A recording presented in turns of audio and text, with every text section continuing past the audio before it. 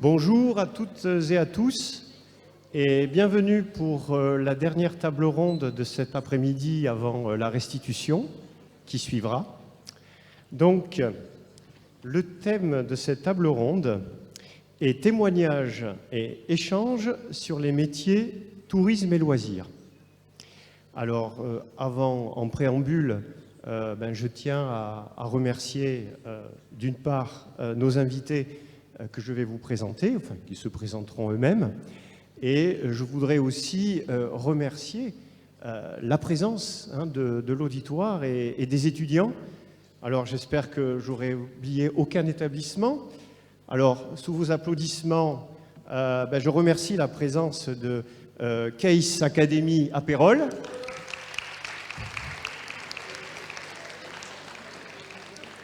L'IMERAC de Toulouse. Voilà, applaudissez qu'on vous voit. L'ISTIA de Foix qu'on ne présente plus.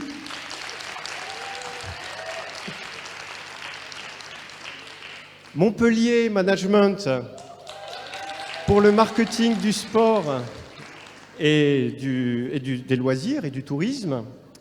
Et l'université Paul Valéry III, le site de Béziers qui s'occupe du tourisme.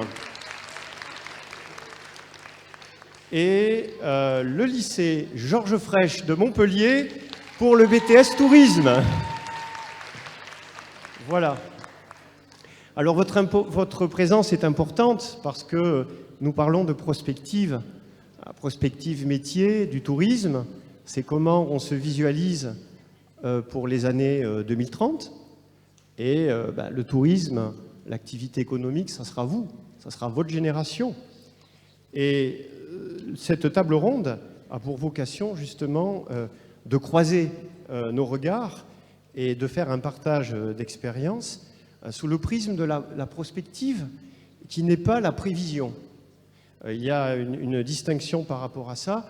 Alors dans la littérature, on avait Godet en 89 qui définissait la prospective comme étant une réflexion pour éclairer l'action présente à la lumière des futurs possibles. Voilà, donc on est bien sur de la projection. Vous avez vu cet après-midi qu'on a eu des échanges intéressants lors des précédentes tables rondes et des interventions où on a bien compris que la préoccupation du développement durable fait partie maintenant d'une composante essentielle et obligatoire avec laquelle nous devrons composer. Nous sommes donc dans un paradoxe. Et ce paradoxe, c'est le développement touristique et économique d'une part, et dans un contexte de crise climatique, avec une prise de conscience qu'il faut changer de paradigme, qu'il faut changer de la manière de voir les choses. Alors on a parlé effectivement du transport, c'est un problème, effectivement. Et puis un autre paradoxe qui est plus proche de nous, c'est celui du Covid-19 qui a changé complètement la donne par rapport à la relation au travail et qui aura forcément une incidence dans nos réflexions. Et l'autre paradoxe, c'est qu'avec la fin du confinement et la reprise économique post-Covid, eh bien, le secteur économique a repris considérablement et bien au-delà de ce que l'on pouvait imaginer, et notamment dans notre secteur, le tourisme. Mais le paradoxe au niveau de l'emploi, c'est comment est-ce qu'on motive l'emploi. Alors, il y aura un atelier demain matin qui va plus traiter la question de l'emploi sur du court terme, c'est-à-dire aujourd'hui. Comment, si j'ai des besoins dans mon organisation, dans mon entreprise de recruter, quels sont les leviers? Voilà. Alors, ce n'est pas le propos de notre atelier d'aujourd'hui. Alors, pour préparer cet atelier, j'ai regardé une étude que je vous invite à consulter, qui s'appelle « Les métiers en 2030 », qui est téléchargeable sur Internet. Vous tapez stratégie.gouv.fr et vous tapez « Métiers 2030 ». Et c'est une étude qui a été menée par Jean-Christophe Chibéras sous la conduite de France Stratégie et de DARES. et qui est en fait un travail prospectif à l'horizon 2030 et qui fournit un cadre de référence au niveau national sur les besoins à venir et les difficultés de recrutement que nous aurons à faire face à ce moment-là, parce qu'on estime, d'après cette étude, en besoin de recrutement à plus de 800 000 postes. Je ne sais pas si vous vous rendez compte, 800 000 postes, et qui sont motivés par le fait que, d'une part, vous avez le départ à la retraite d'un certain nombre d'actifs, la génération X et génération Y, Baby Boomers et génération X. Génération Y, ça viendra après. Et juste une petite présentation justement des différentes générations que vous voyez là. Donc les Baby Boomers sont nés entre 45 et 60, génération X dont je fais partie 61-80, génération Y 80-95, et puis la plupart d'entre vous, vous devez faire partie de la dernière génération, la génération Zorro, la génération Z. Voilà. Donc forcément, la relation au travail, la relation au management, la relation à la motivation diffère en fonction des générations, comme on peut le voir ici. Donc, les questions que l'on peut se poser.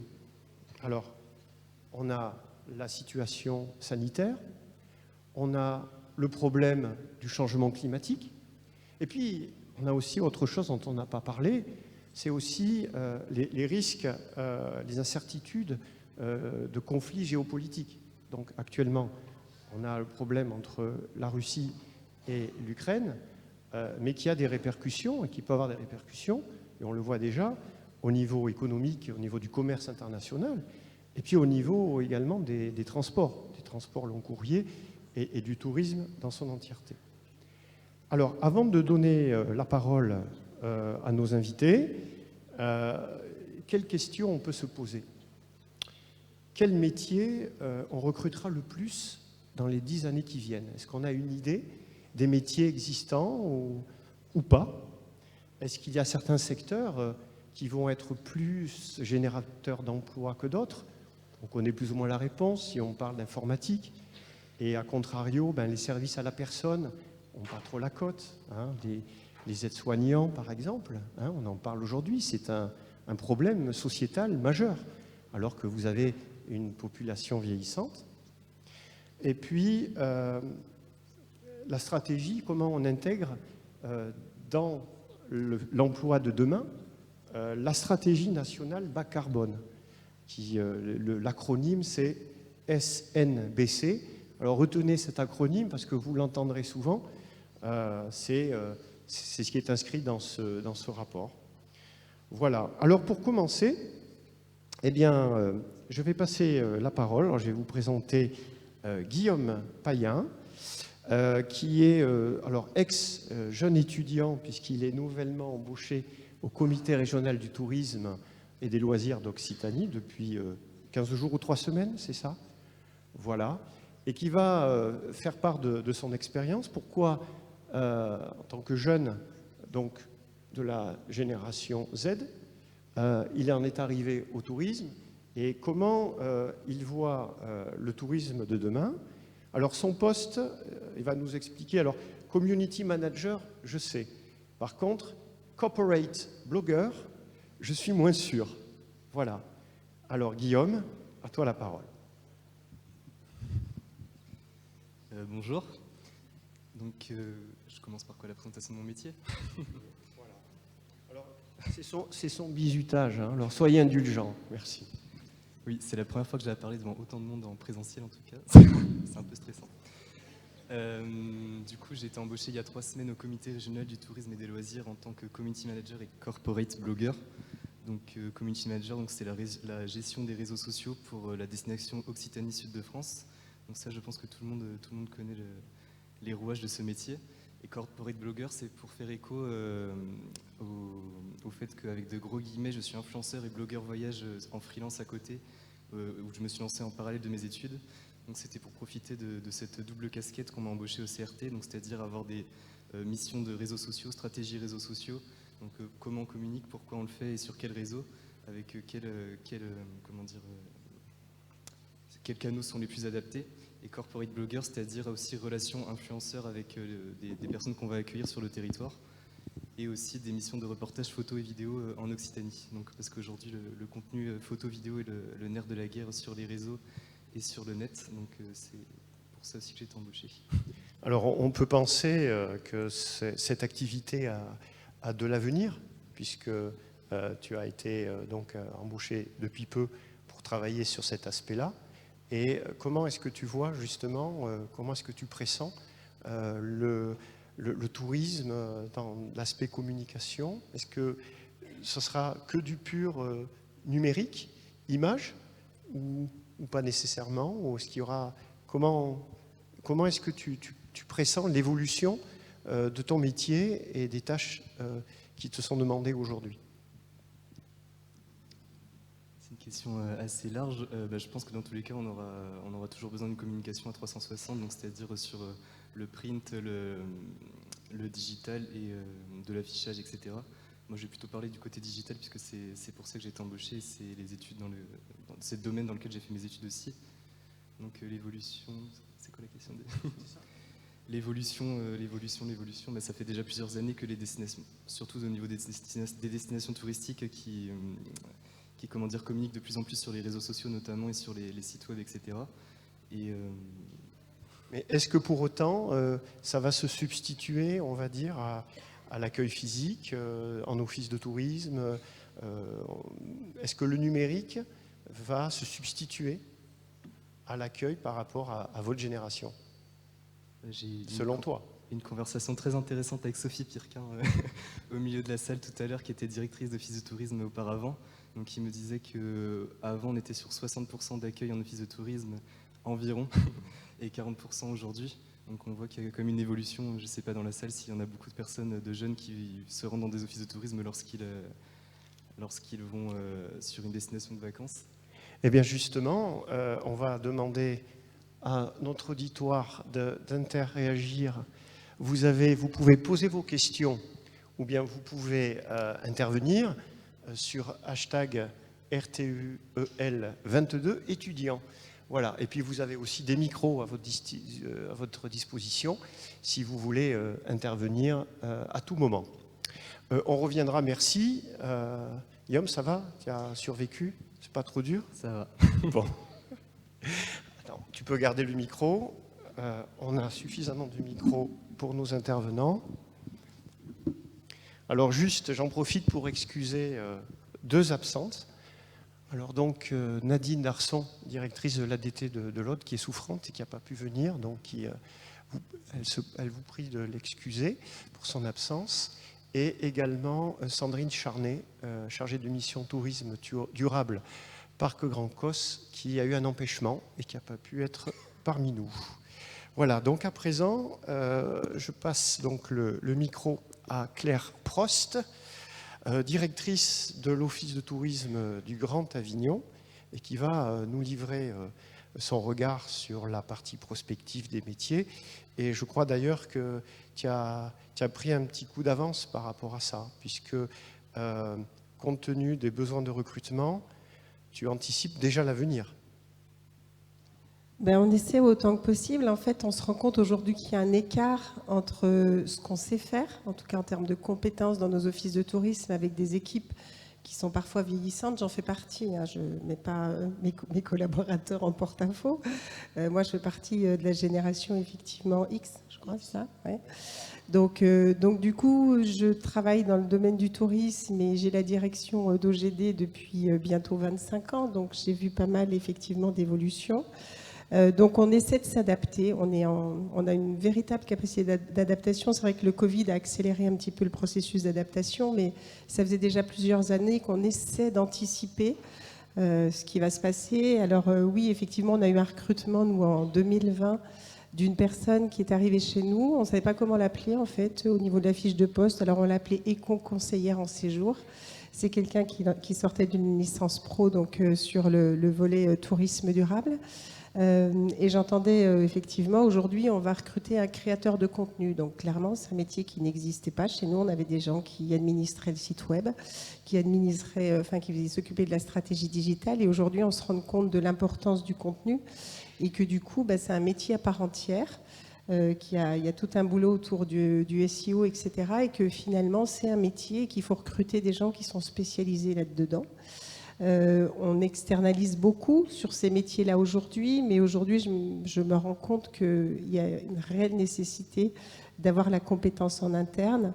C'est vrai que j'ai connu aussi les missions régaliennes d'un office de tourisme, celles qui sont dans le code du tourisme, l'accueil, la promotion, l'animation. On a vu aussi que l'accueil avait fortement évolué.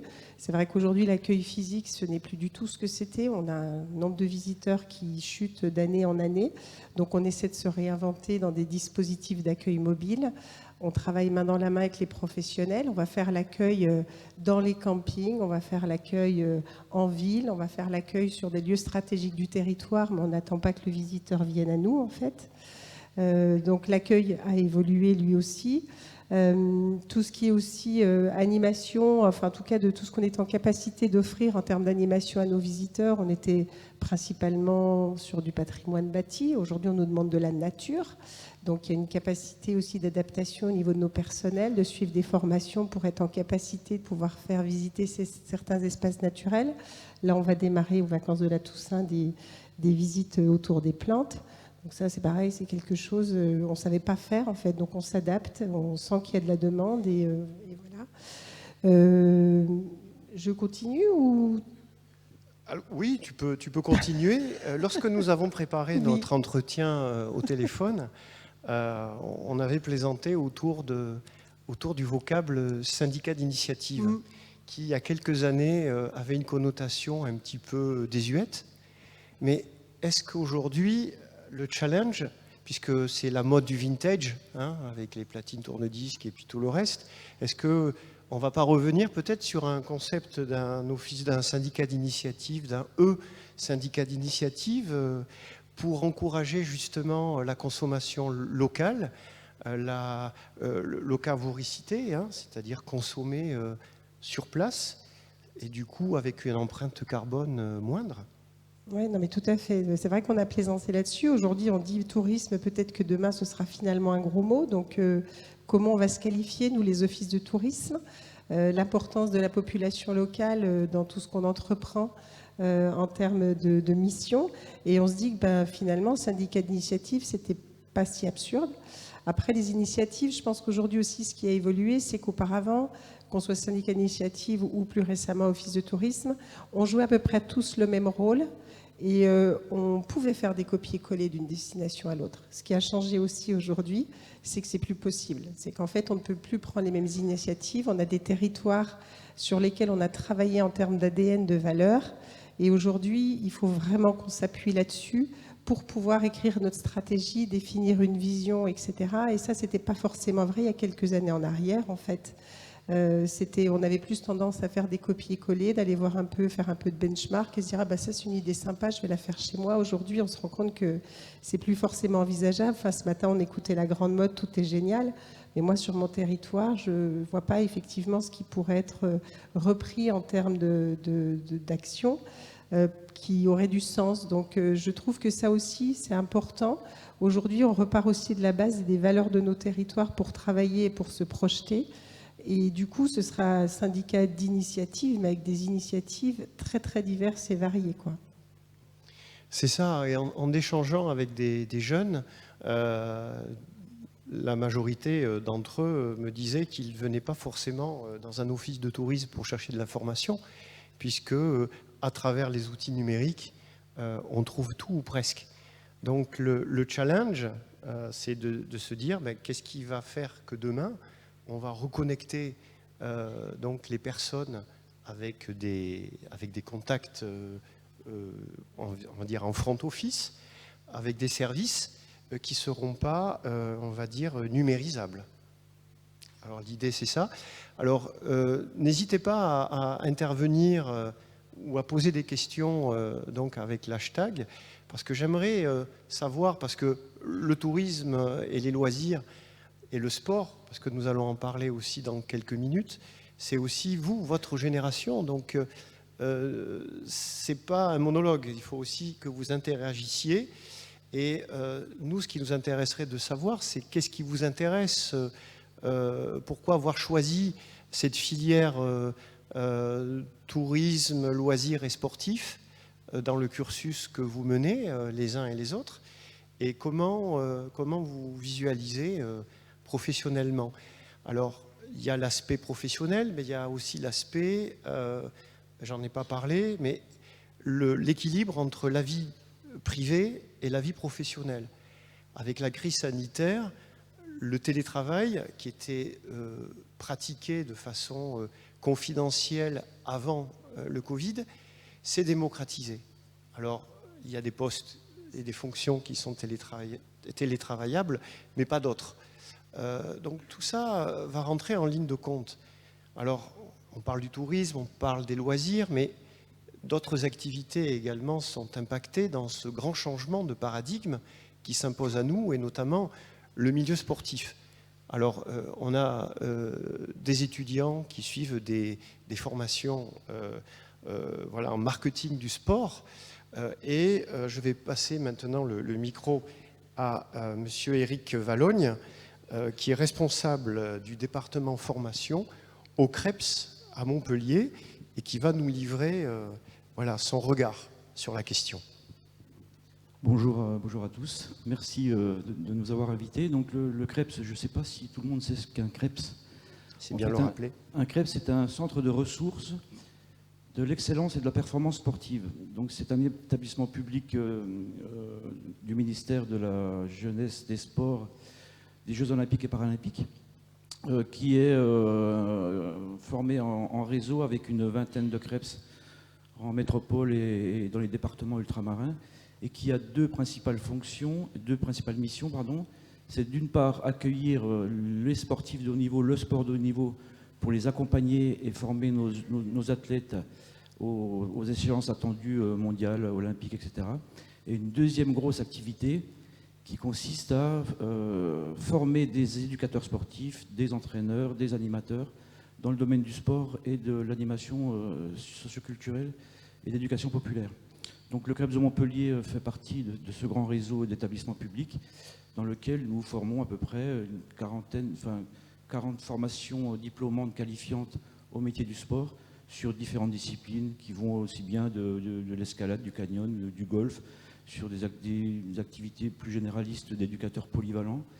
Et c'est à ce titre-là que je souhaite intervenir sur la difficulté aujourd'hui qu'on a en termes de prospective, puisque vous l'évoquiez, à anticiper sur les attendus et les besoins de demain, à la fois des usagers, du touriste notamment, mais aussi la façon dont nos éducateurs, nos animateurs, entraîneurs devront être formés pour répondre au mieux aux besoins attendus dans 10, 15, 20 ans de notre société et des gens qui vont utiliser ou faire du tourisme, alors sportif plus particulièrement, mais pas que. Aujourd'hui, on est dans un secteur professionnel qui est réglementé, c'est-à-dire qu'on ne peut pas devenir entraîneur ou éducateur sportif et trouver un emploi demain sans avoir passé ces qualifications. Et ce sont des qualifications effectivement réglementées, dans un secteur réglementé où ça nécessite de suivre des formations diplômantes qualifiantes qui peuvent aller jusqu'à 1 an, voire 2 ans pour certaines disciplines. Voilà ce que je pouvais vous dire en introduction. Alors, la prospective, aujourd'hui, on s'interroge fortement sur la façon dont on forme nos entraîneurs et éducateurs, parce que, comme vous l'aviez évoqué, M. Borg, il y a un tas d'enjeux qui viennent se confronter sur notre secteur, alors qu'ils soient écologiques, qui soient liés au développement durable, qui soient liés au vieillissement de la population, qui soient liés à la transformation numérique à laquelle nous assistons progressivement. Et progressivement, c'est un progressif qui va très vite dans le temps.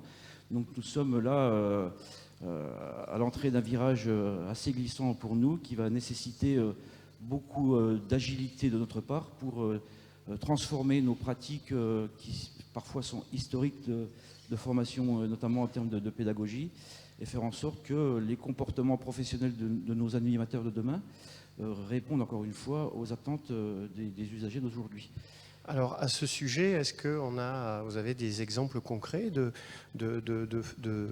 missions nouvelles que l'on peut attendre d'un éducateur sportif par rapport à le métier tel qu'on le concevait jusqu'à présent? Oui, on voit qu'il y a une évolution aussi à la fois de la pratique sportive, mais aussi de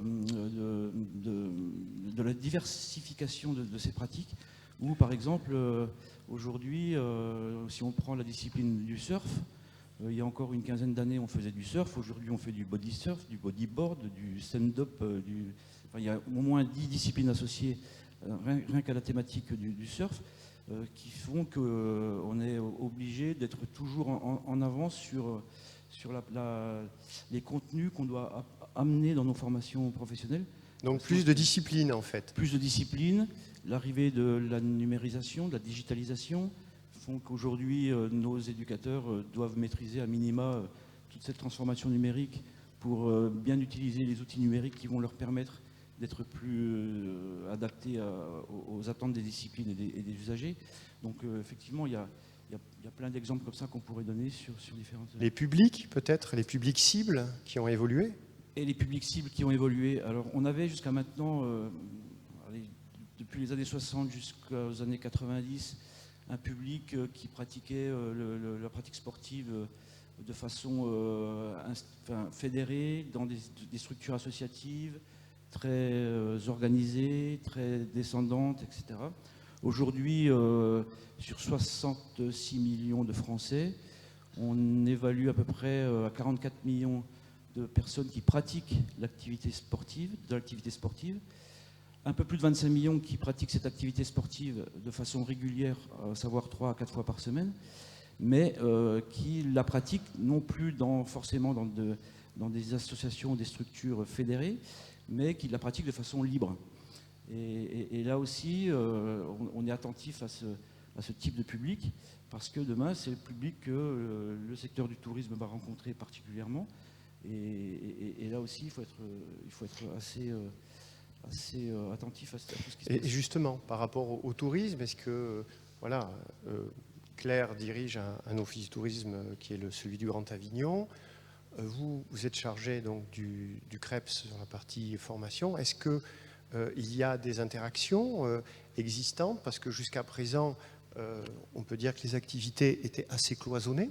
Donc, est-ce que vous pensez que dans la prospective des années à venir, il va y avoir des ouvertures et forcément l'émergence de nouveaux métiers de part et d'autre, tant côté office du tourisme que côté éducateur sportif et touristique?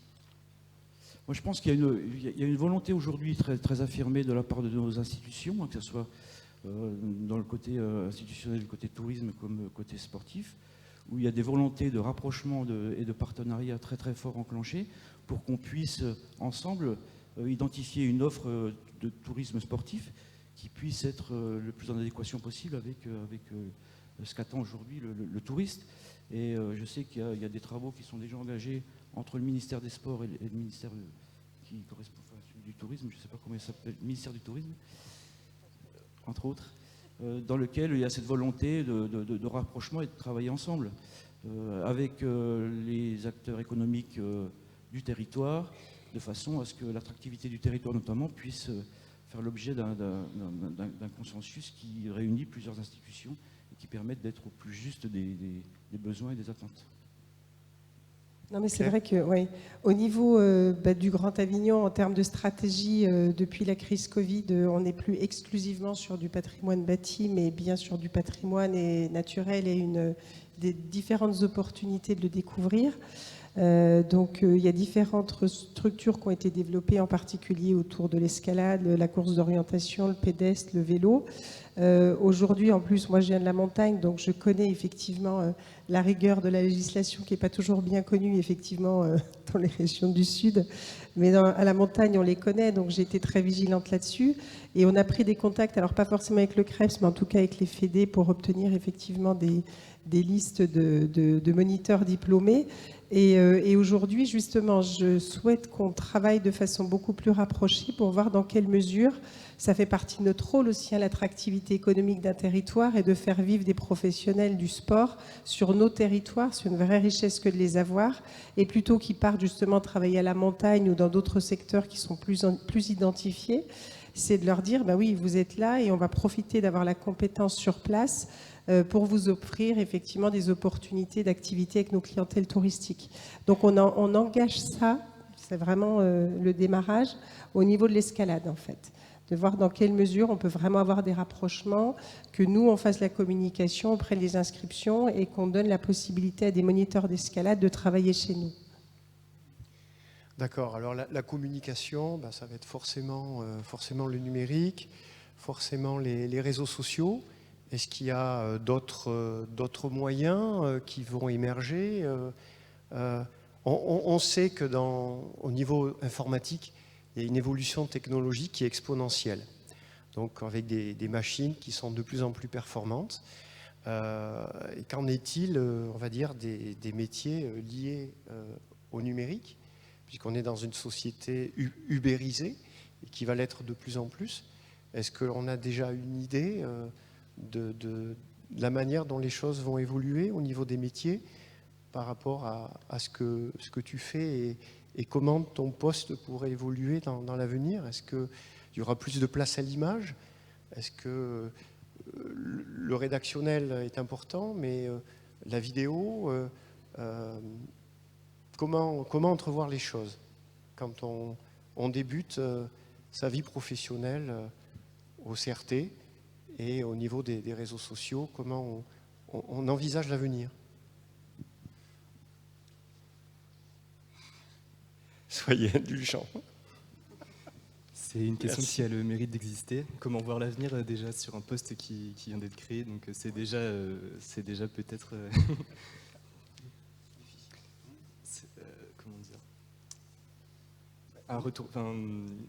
L'avenir, c'est peut-être déjà ce poste-là qui a seulement 3 semaines, où c'est sur des missions qui évoluent continuellement, sur le numérique, le tourisme. Là, on est en plein boom sur les réseaux sociaux. Enfin, en plein boom, ça fait déjà quelques années. Mais on est plus sur la production de contenu, comme vous disiez tout à l'heure, où c'est beaucoup externalisé dans les ADT, les offices de tourisme, les CRT, etc. en France, et à tout France aussi d'ailleurs. Et ça, c'est peut-être une évolution, le futur de la communication touristique, où là, on le fait avec le CRT en tant qu'avec le poste de corporate blogger, donc, oui. Où on va créer en interne en fait, c'est le photos, faire savoir. Là, on parle de la mise en place d'une dynamique, et tu interviens au niveau du faire savoir, donc toucher les publics cibles au travers des réseaux sociaux, au travers des moyens actuels. Et comment peut se faire la transition entre un internaute, enfin un destinataire d'un message numérique, et le transformer en client? Quels sont les leviers qui existent pour le faire basculer en client, en touriste, en clair? Je fais souffrir. Pardon. Il y a quoi? Newsletter, il y a une fidélisation, il y a une relance au travers des campagnes des médias numériques. Oui, ça c'est quelque chose d'assez classique. Du coup, on communique auprès de personnes, on les touche sur des campagnes digitales, print, etc. Et après, on met en place un tunnel de comment, avec des informations. Enfin, ça c'est la communication classique, mais il y a aussi peut-être une évolution dans la façon dont on va communiquer, où pas forcément toutes les personnes sont touchées par des communications peut-être un peu globales, ou peut-être on ira peut-être vers l'avenir sur du plus concret, sur comment on se déplace sur le territoire, qu'est-ce qu'on peut faire exactement, et montrer plus précisément. D'accord, en fait, de surfer sur la vague et puis de répondre à l'instant T aux aspirations donc du public et des clientèles cibles. En fait, c'est ça. Est-ce que, Emmanuel, on a des réactions? Non. Alors, on va en avoir. Je vais passer avec le micro. Attention, parce qu'il y en a qui vont passer au tableau. Alors, je vais me tourner vers les jeunes qui préparent là-bas. Ah, il y a des interventions ici?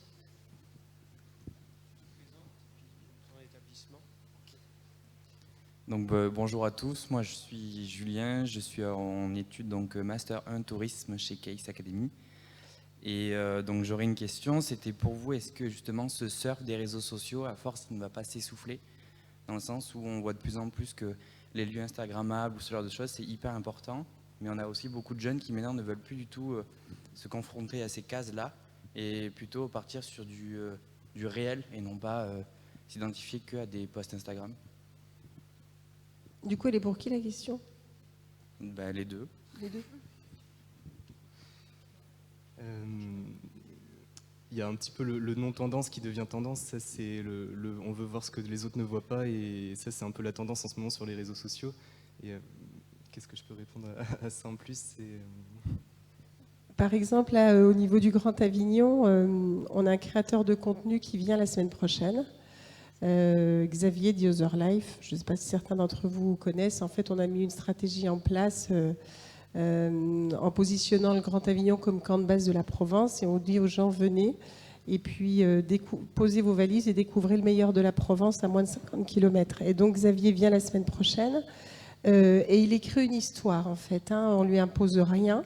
Il a un cadre très général, et en fait l'autre jour je l'avais en ligne et il me racontait qu'il s'est mis au vélo très récemment, il a construit lui-même son vélo et il va faire du bikepacking à peu près pour la première fois sur notre territoire. Et ce qui l'intéresse principalement, c'est pas tant les paysages, etc., c'est de faire des rencontres et d'avoir des histoires à raconter aux gens en fait. Et je pense qu'aujourd'hui on est plus là-dedans. C'est vrai que je suis d'accord sur le fait que Insta ça suffit plus, enfin c'est pas l'image waouh, en fait ça suffit plus pour déclencher l'achat, ou alors ça le déclenche mais pas forcément dans les attentes que nous les territoires on a. L'idée c'est de raconter des histoires autour de toutes les richesses qui existent sur nos territoires, de pouvoir déclencher d'un point de vue économique des achats, mais de façon beaucoup plus responsable, quoi. C'est-à-dire d'aller acheter son pain chez le boulanger, d'aller acheter du vin bio chez le vigneron, de faire des rencontres au niveau des habitants. Donc aujourd'hui, voilà, nous les créateurs de contenu avec lesquels on travaille, on leur donne pas trop de cadres, c'est-à-dire tu vas pas dans tel hôtel 4 étoiles, tu dis pas ça. On leur donne pas ces exigences-là en fait. Là, moi, il va bivouaquer, il va dormir chez l'habitant. Il m'a juste demandé pour la dernière nuit, des hôtels qui pourraient éventuellement convenir à ses attentes parce qu'il a besoin de branchement et de se reposer. Mais après, moi, il a champ libre. Effectivement, on n'a pas de message préconçu en fait.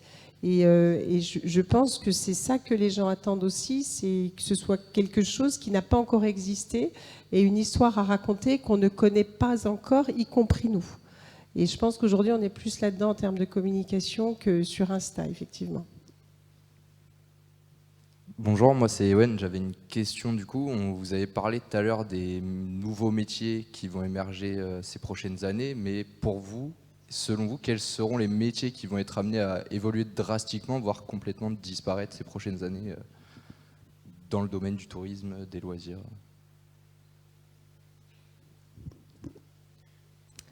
Totalement disparaître, peut-être pas. Fortement évoluer, certainement. Je pense à mon rôle de directrice d'office de tourisme. Le métier n'est plus du tout le même qu'il y a quelques années en arrière. Il y a quelques années en arrière, on nous demandait effectivement de gérer une structure. Aujourd'hui, avec la loi Notré, avec le Covid, etc., on nous demande effectivement de gérer déjà une destination et non plus une structure, parce que les limites territoriales ont bougé.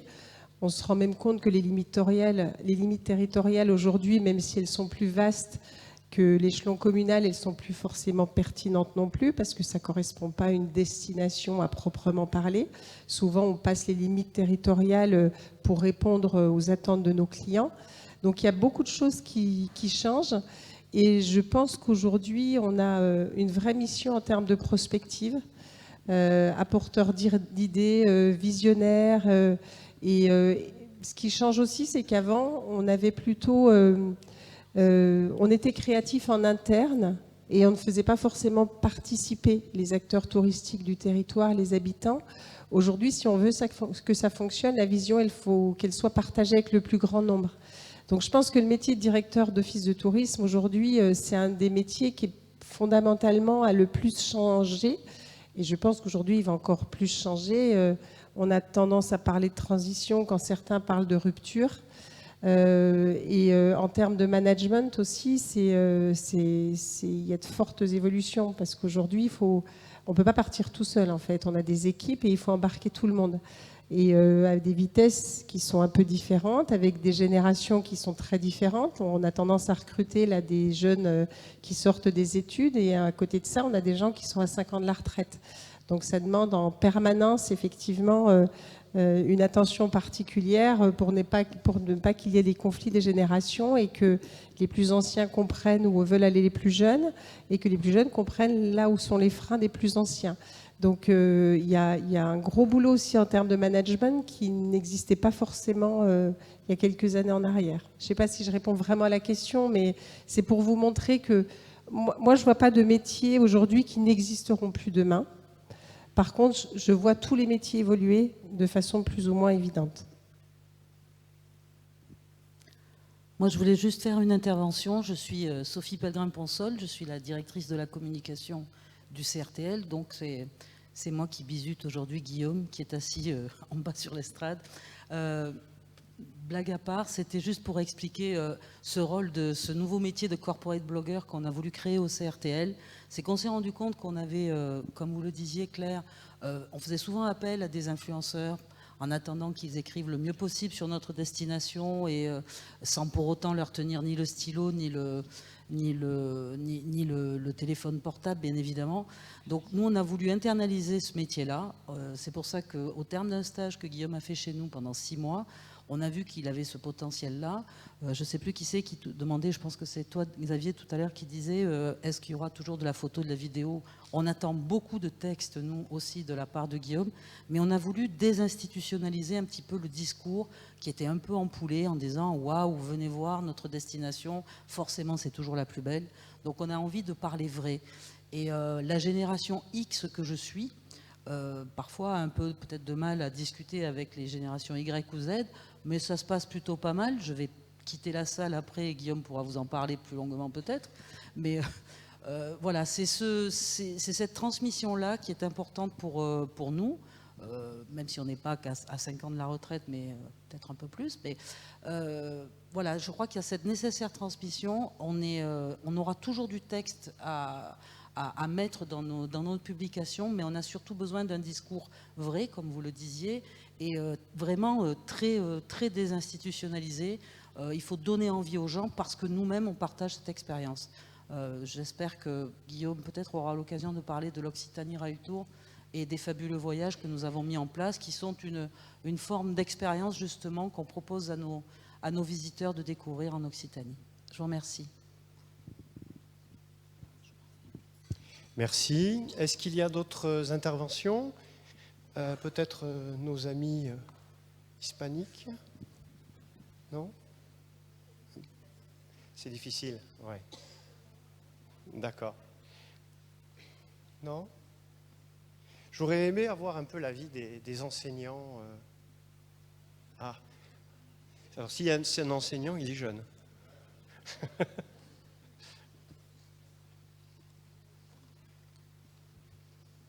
La parole est à vous, profitez-en, hein. Il faut que ça soit interactif, hein. C'est pas un cours magistral. Merci beaucoup. Oula, pardon. Alors, Thomas, étudiant en Master MSL à Montpellier Management. J'avais une question concernant les pratiques du tourisme.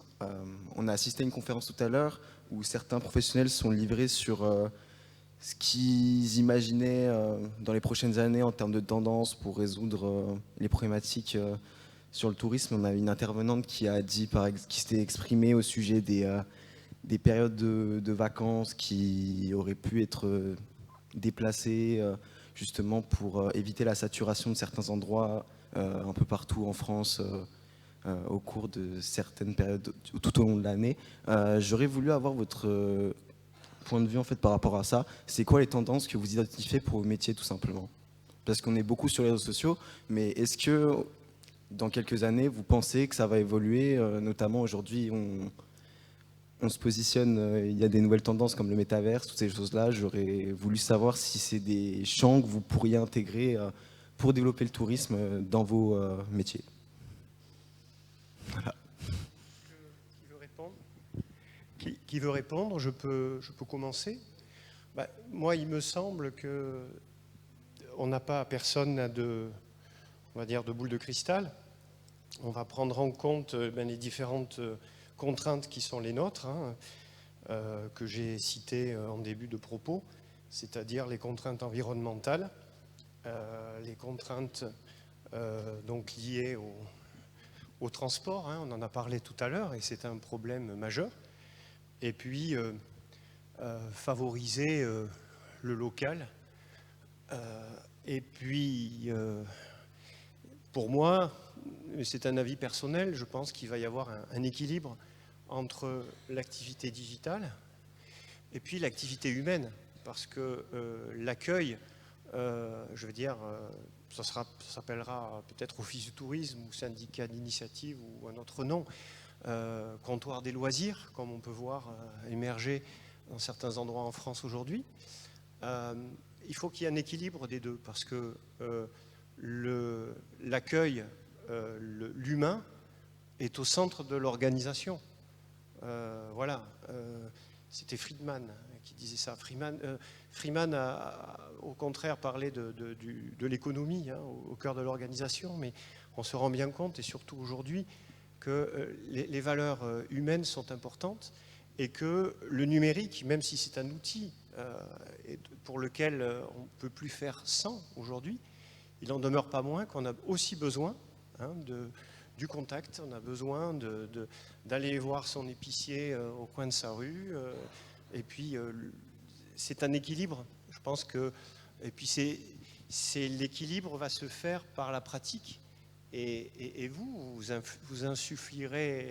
allez insuffler, justement cette dynamique et cet équilibre en prenant en compte toutes ces différentes contraintes. Mais on a encore beaucoup d'inconnus à notre équation aujourd'hui, à l'heure où on vous parle. Voilà, je ne sais pas, tu veux rajouter quelque chose, Claire?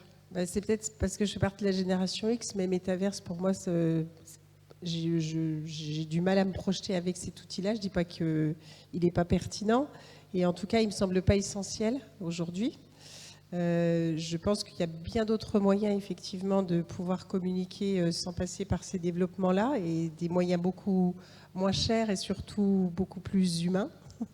Voilà, bon, par exemple, on fait du rendez-vous personnalisé en ligne, on peut même se rendre sur place, faire une petite vidéo sympa pour montrer aux gens l'environnement, etc., dans le cadre de la préparation d'un séjour. Ça coûte juste le déplacement d'un conseiller en séjour, il y a une vraie relation humaine qui s'est mise en place. Voilà, Metaverse, je ne suis pas forcément fan pour le moment, mais je ne suis pas assez experte en la matière pour me prononcer de façon plus précise. Monsieur Vallogne, dans le monde du sport?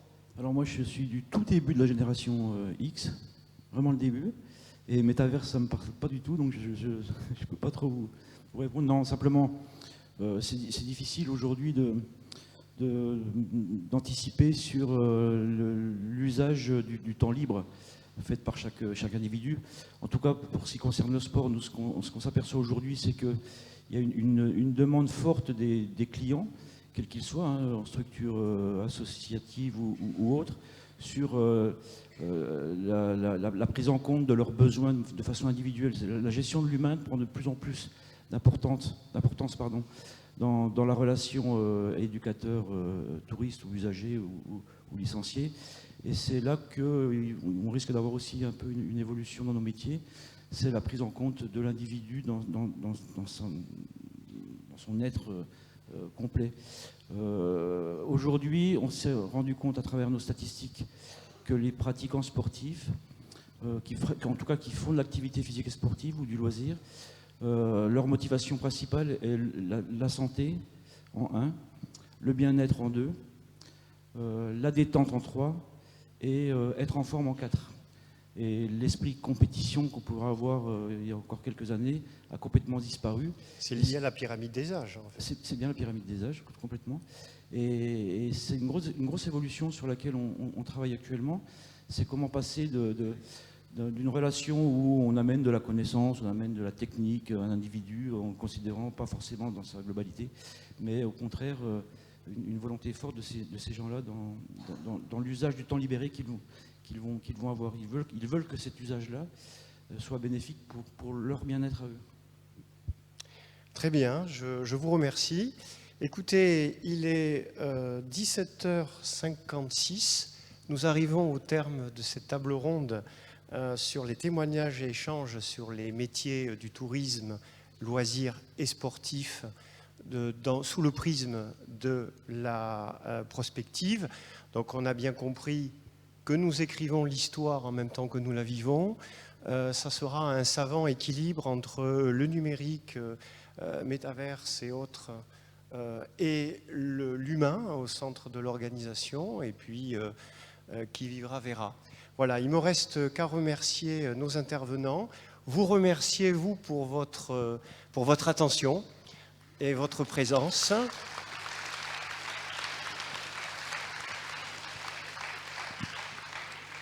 Et nous arrivons donc à présent à l'issue donc de cette première journée de convergence, où je vais appeler pour la synthèse des travaux de la journée les deux Julie de l'ISTIA et l'IMM, et je crois qu'il y a 4 étudiants dont je n'ai pas les prénoms, qui ont pris voilà, soigneusement des notes et qui vont restituer, on va dire, la substantifique moelle de ce qu'ils ont retenu aujourd'hui.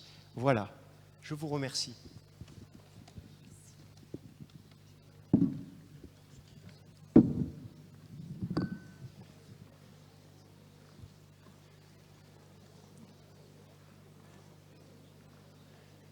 Merci.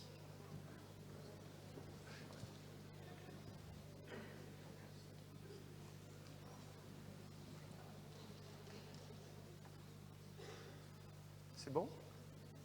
Alors, vous êtes combien? Vous êtes nombreux, c'est bien. Allez, installez-vous. On va vous écouter.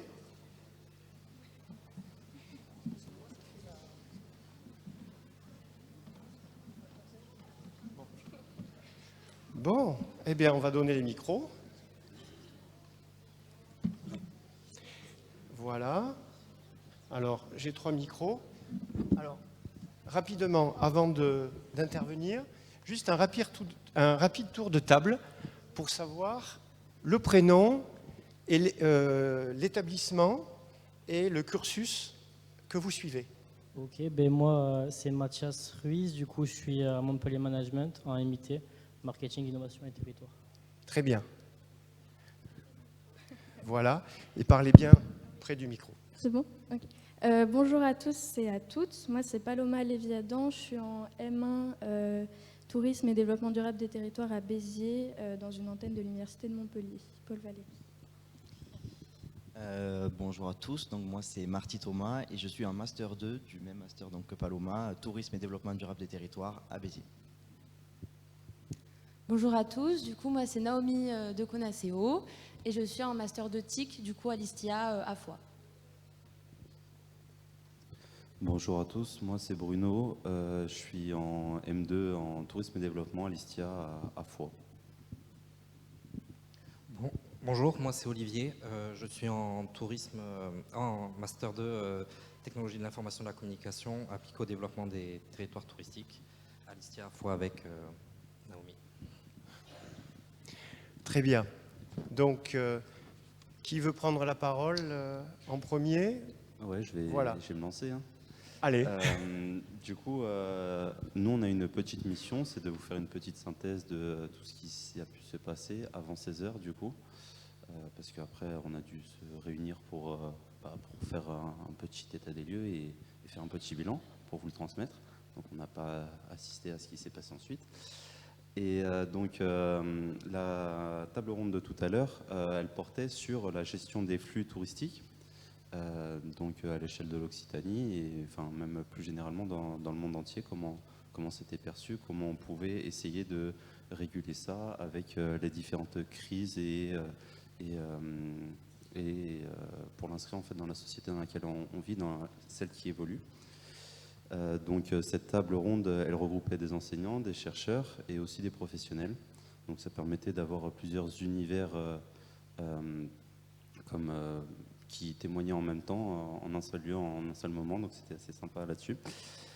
Et donc il y a eu un constat qui a été posé qu'on avait un système touristique qui était en bout de course et on nous a demandé un petit peu de le repenser ou en tout cas d'y réfléchir pour pouvoir s'en saisir par la suite.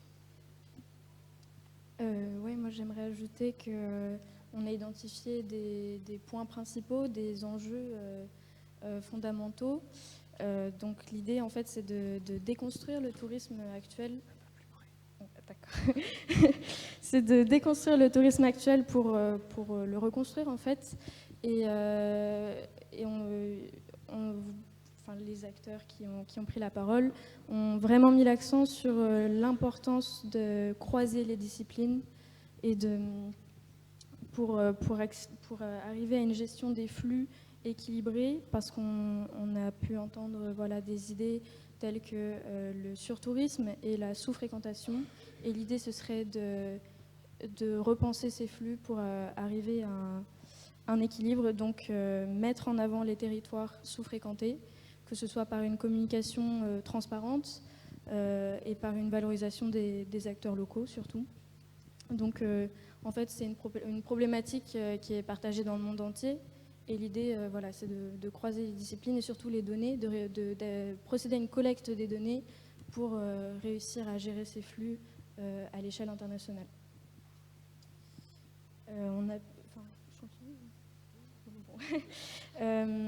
Il y avait une idée qui était assez centrale aussi, c'était la désacralisation des lieux touristiques.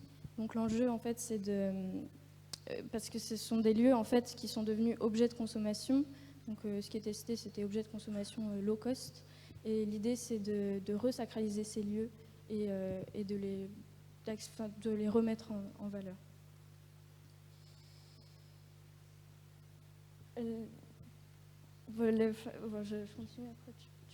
Et donc, pour ça, il y a des pistes de réflexion sur les solutions qu'on peut trouver, notamment reconnaître l'importance des sciences comportementales et les comprendre surtout pour la gestion des flux et pour prendre des décisions.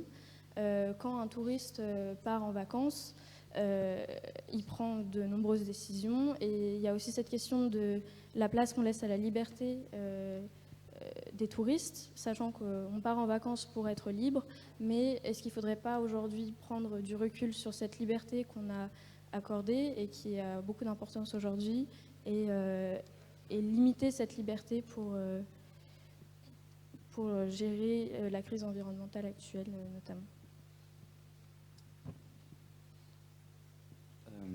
Comme solution, comme piste de solution pour un petit peu tous les problèmes qu'on a pu trouver ou qui ont été exposés tout à l'heure, on a eu souvent le domaine de la data qui est revenu comme aide de prise à la décision. Bref, Olivier, t'en parles. Merci. Oui, la data, on l'a vu dans un premier abord pour plutôt poser un diagnostic de la surfréquentation et de l'atteinte aux limites et à la capacité de charge d'un territoire. Donc pour fournir un diagnostic objectif de ces problèmes de fréquentation qui dépassent les constats perceptifs qu'on peut avoir dans les populations locales ou même parmi les touristes. Et ensuite, cette data elle peut amener à de l'aide à la décision pour une meilleure gestion des flux et aider à la diffusion des flux depuis les sites les plus fréquentés vers les moins fréquentés.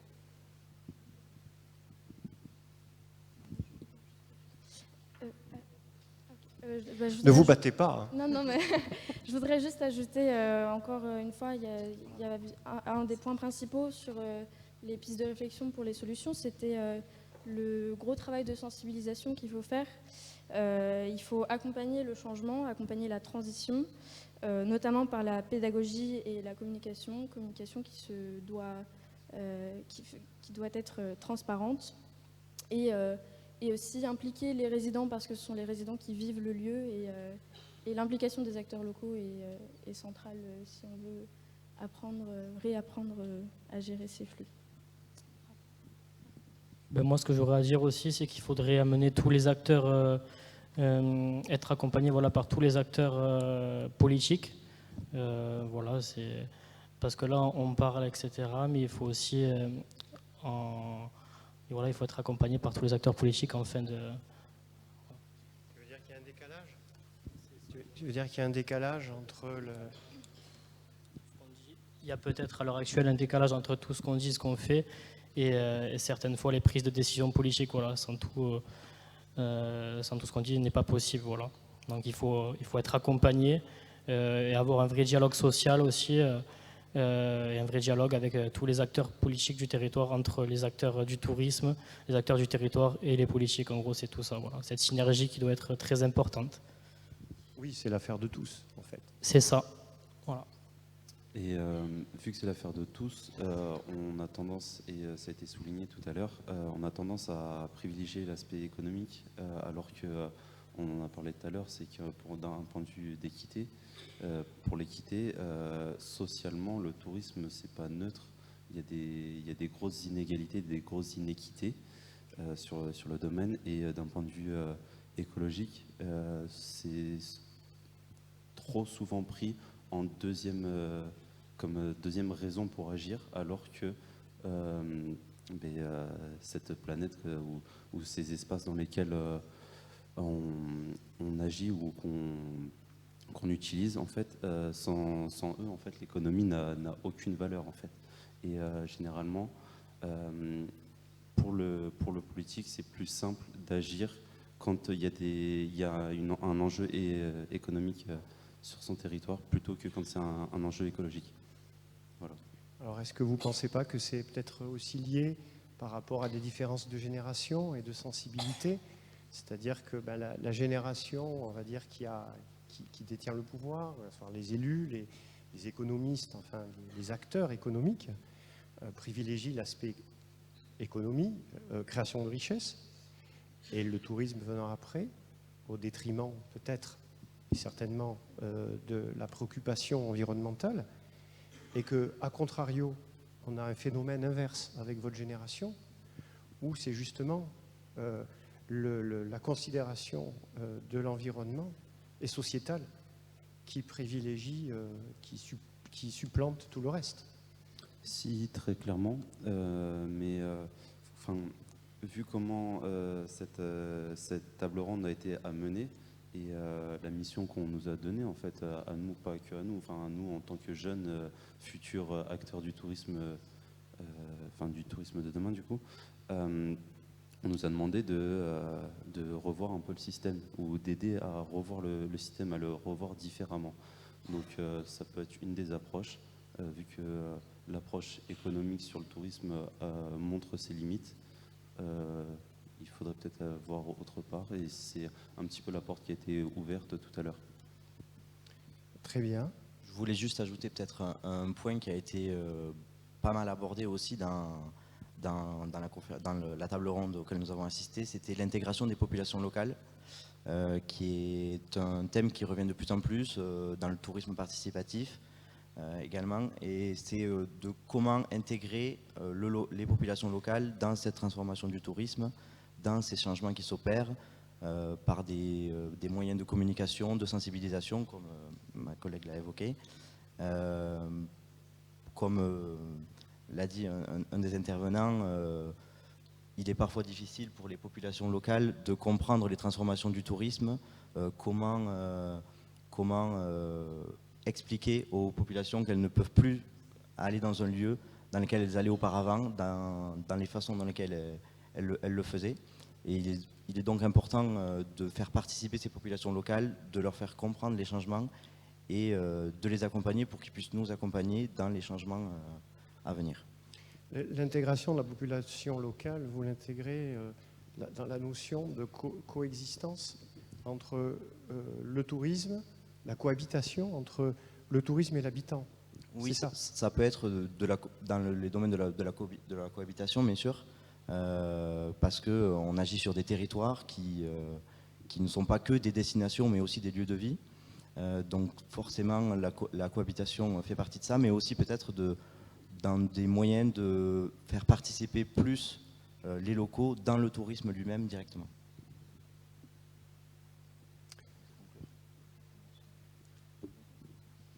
Je pense en tout cas que les enjeux surtout c'est de créer un équilibre en fait, qui est la capacité de charge touristique dont a été traité tout à l'heure lors de la table ronde, entre justement l'environnemental, le social, l'économique, comme vous disiez tout à l'heure, et aussi l'aspect physique avec la fréquentation, justement tous ces flux qui sont sur ces territoires. Donc je pense qu'on a tous eu un peu cette même conclusion, c'est de trouver cet équilibre dans chacune des destinations.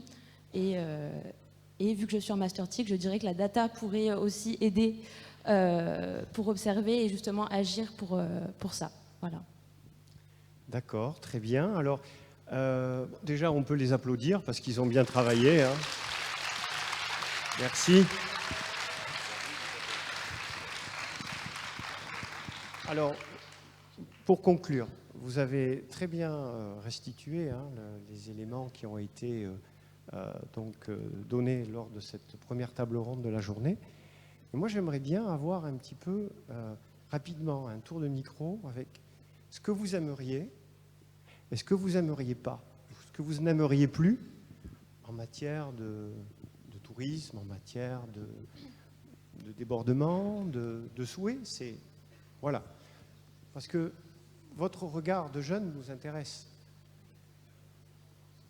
Je suis désolé, hein, je vous prends un peu, je vois des yeux inquiets, mais ce qui est intéressant, c'est, voilà, spontanément, comment vous voyez voilà, l'avenir du tourisme chez nous en France à l'égard de tout ce qui a été dit cet après-midi, hein, avec des choses intéressantes. Est-ce que vous êtes d'accord sur tout? Est-ce qu'il y a des choses que vous voudriez privilégier, des choses que vous voudriez plus voir et des choses que vous aimeriez au contraire voir développer?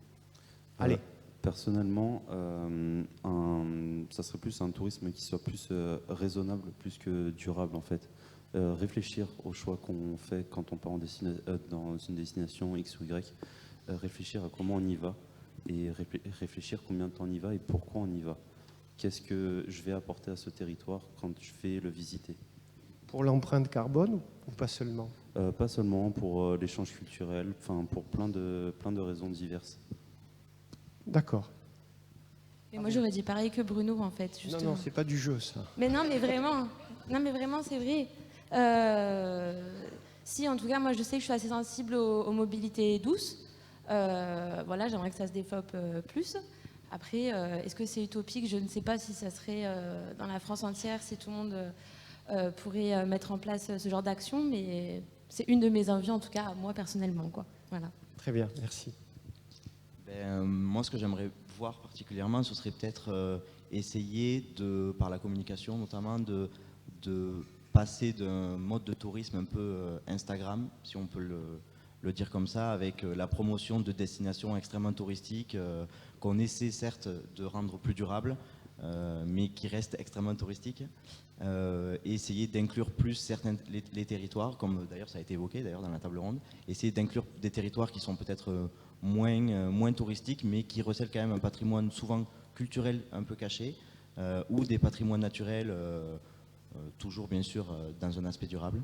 Mais, pour mieux répartir les flux. Essayer un petit peu de répartir les flux, d'échelonner un petit peu les flux aussi, comme ce qui a été dit d'ailleurs aussi dans l'année, d'essayer de concentrer moins les flux touristiques sur certaines périodes, mais plutôt sur une année complète. Et ça peut passer également par des destinations qui peut-être seraient plus adaptées à certaines périodes de l'année que d'autres.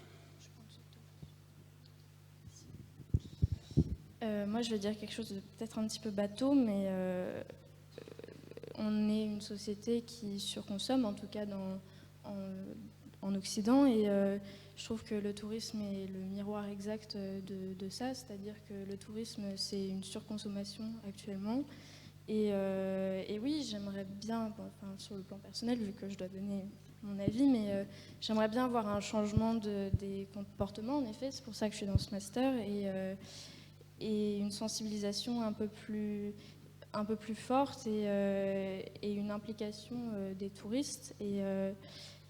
Et aussi, ça a été dit un petit peu tout à l'heure, mais je voudrais appuyer ce point-là, c'est en matière de collecte des données, je pense qu'il faut imposer certaines limites.